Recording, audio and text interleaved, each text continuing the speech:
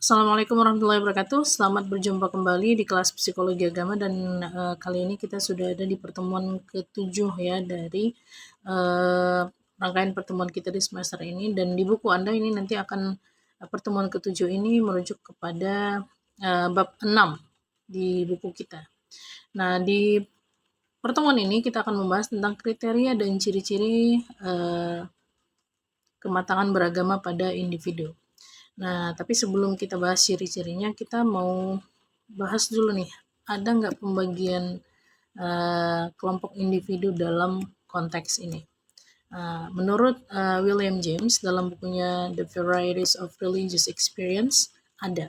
Tapi kali ini pembagiannya itu dibuat berdasarkan perilaku keagamaannya, bukan berdasarkan kelompok umurnya seperti dua topik sebelumnya yang kita bahas di kelas ya.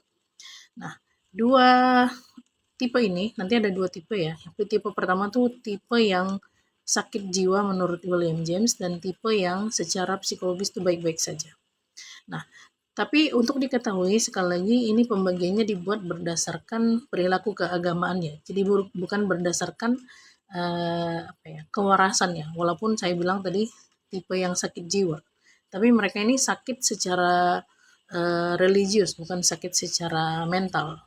Nah, tipe yang sakit jiwa itu bagaimana? Nah, menurut William James, tipe yang sakit jiwa ini adalah mereka-mereka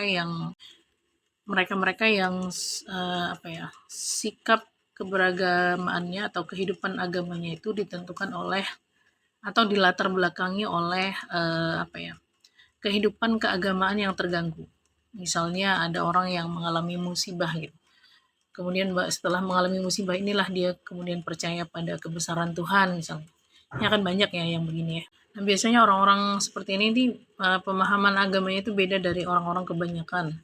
Dimana kalau kebanyakan kan kita mempelajari konsep-konsep agama itu dari kecil ya kan. Kita diajarin, kemudian kita tahu, baru kemudian kita praktekkan.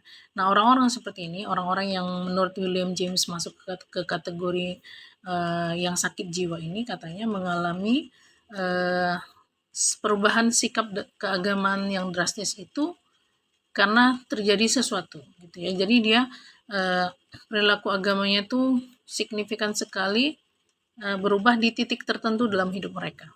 Intinya mereka ini basically percaya pada agama karena ada penderitaan batin yang mereka alami. Entah itu karena musibah atau karena mereka mengalami atau mereka yang melakukan kejahatan kemudian mereka menyesal, atau mereka tiba-tiba randomly dapat dapat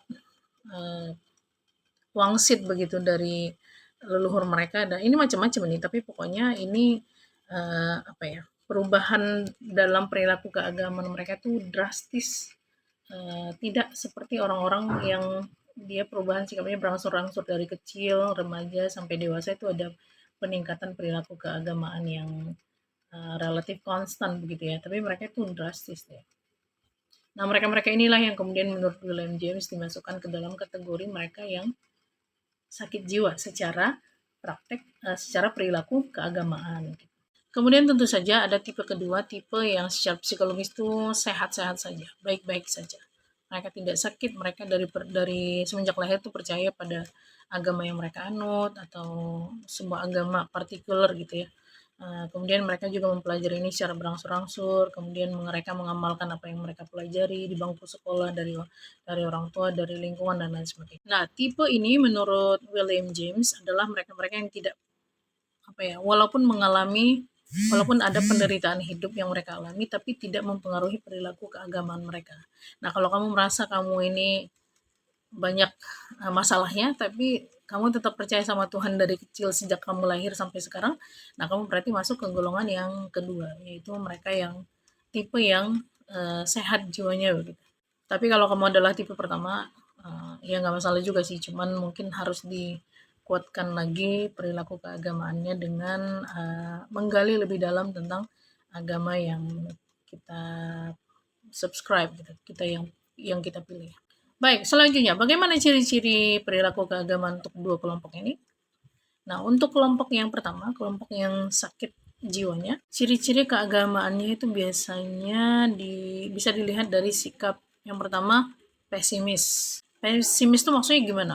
artinya mereka itu cenderung menyerahkan diri pada nasib saja gitu. Pesimis ini juga berarti mereka lebih lebih legowo menerima apapun yang terjadi sama mereka.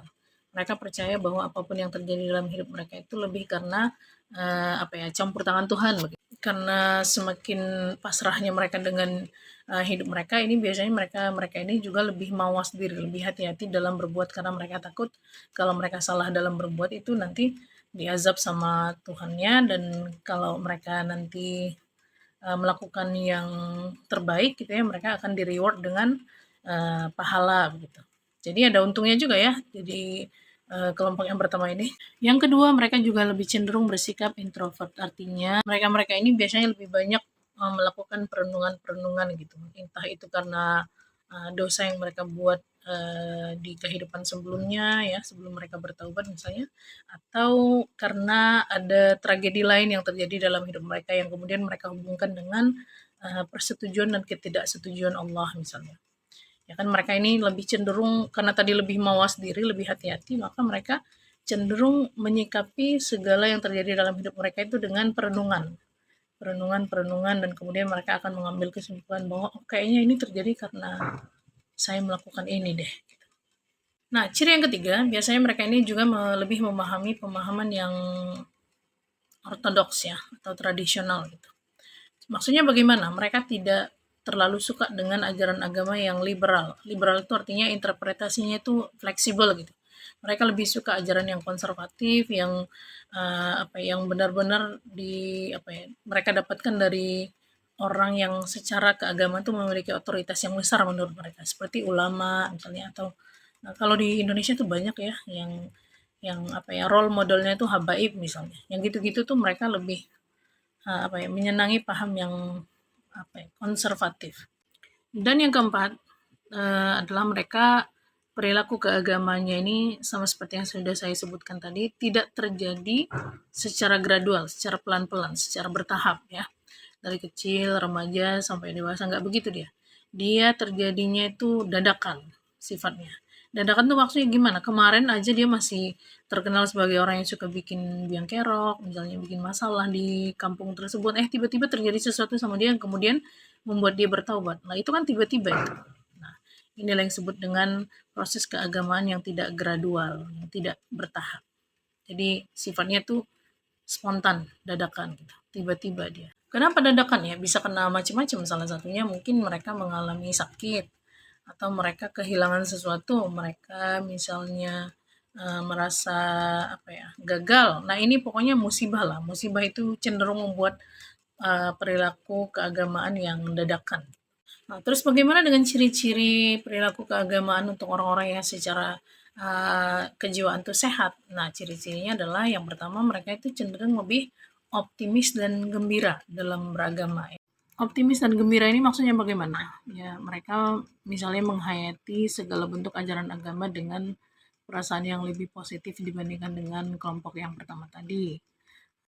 Mereka misalnya beranggapan bahwa pahala itu adalah reward yang dikasih Allah untuk memuliakan hambanya gitu ya, dan musibah itu bukan hukuman ya bagi kelompok ini. Mereka beranggapan bahwa musibah itu terjadi lebih karena keteledoran mereka dan bukan tanda bahwa Allah tuh benci sama mereka. Beda dengan kelompok yang tadi kan. Kalau yang kelompok yang tadi mereka merasa apapun yang tragedi yang terjadi dalam hidup mereka itu, mereka merasa itu hukuman dari Allah. Nah, ciri-ciri yang kedua, mereka itu lebih ekstrovert. Sehingga oleh karena itu tidak mendalam pemahaman agamanya. Lebih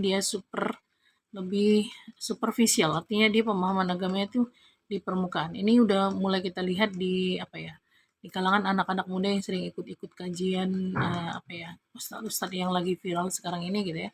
Mereka itu biasanya mempelajari hal-hal yang sifatnya umum saja, tapi tidak ke ranah yang ranah yang mendalam. Selanjutnya mereka juga lebih cenderung menyukai konsep ketauhidan yang luas gitu, lebih fleksibel dia.